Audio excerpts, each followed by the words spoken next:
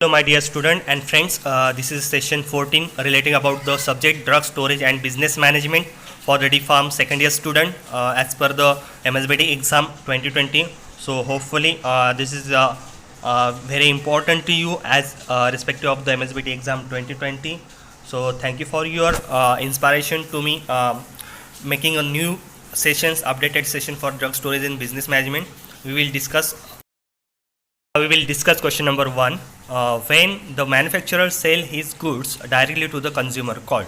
आपको यहाँ पे डेफिनेशन पूछी गई है कि जो भी मैन्युफैक्चरर अगर वो उसके गुड्स डायरेक्टली सेल करता है कंज्यूमर तो उसे क्या कहते हैं, किस टाइप की सेलिंग कहते हैं. यहाँ पे ऑप्शन दिए A indirect selling, B proper selling, C direct selling and D odd selling. So our correct answer is that direct selling. जी हाँ, option C is correct. Direct selling means manufacture directly sell कर रहा है वो जो भी goods है वो कंज्यूमर को, उस टर्म्स को कहते हैं डायरेक्ट सेलिंग.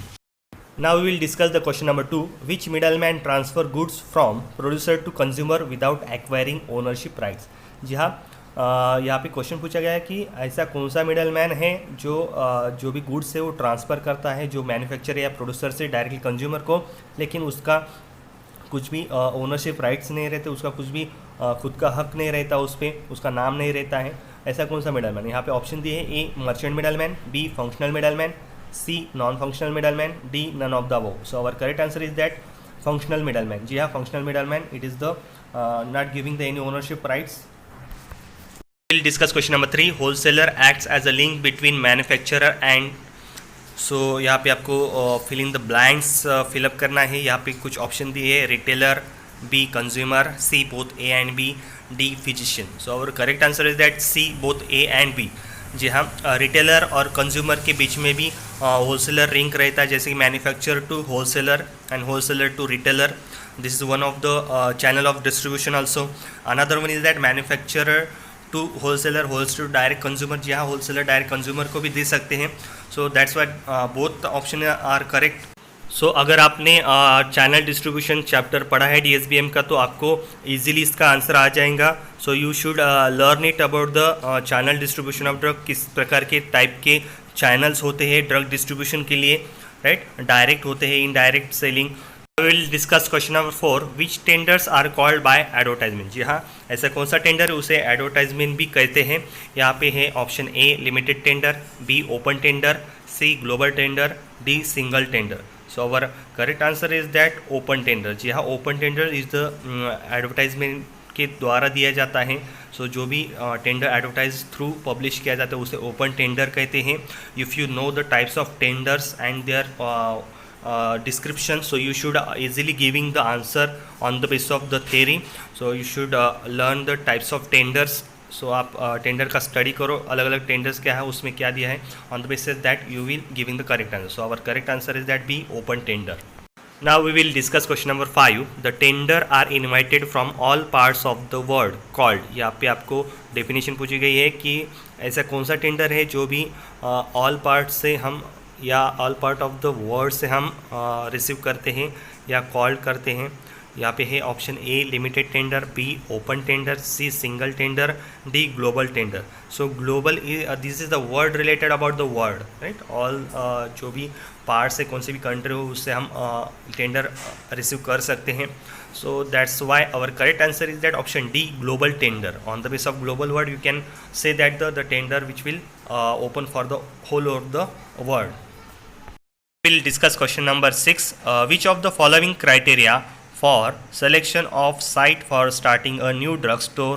जी हाँ, आपने को अगर नया ड्रग स्टोर स्टार्ट करना है तो उसके लिए कौन से फैक्टर्स या क्राइटेरिया ध्यान में रखते हुए हमें वो लोकेशन जो है वो चूज़ करना है या साइट जो है वो सेलेक्ट करनी है. यहाँ पे कुछ फैक्टर्स दिए हैं या क्राइटेरिया दिया है. यहाँ पे option A business locality, B developing area, C parking space, D all above. So our correct answer is that option D all above. जी हाँ, business locality, developing area, parking space, ये सभी चीज़ें हमें ध्यान रखते हुए हमें न्यू ड्रग स्टोर स्टार्ट करना पड़ता है, उसके लिए ये फैक्टर है. Now we will discuss question number 7. As per D and C act 1940, that is drug and cosmetic act 1940, minimum space to open new retail store. जी हमें अगर न्यू रिटेल स्टोर और मेडिकल स्टोर ओपन करना है तो हमें space कितना required है. So as per the DNC act 1940 यहाँ पे कुछ ऑप्शन दिए हैं, A 100 square metre, B 10 square metre, C 150 square metre, D 15 square metre. So our correct answer is that B 10 square metre.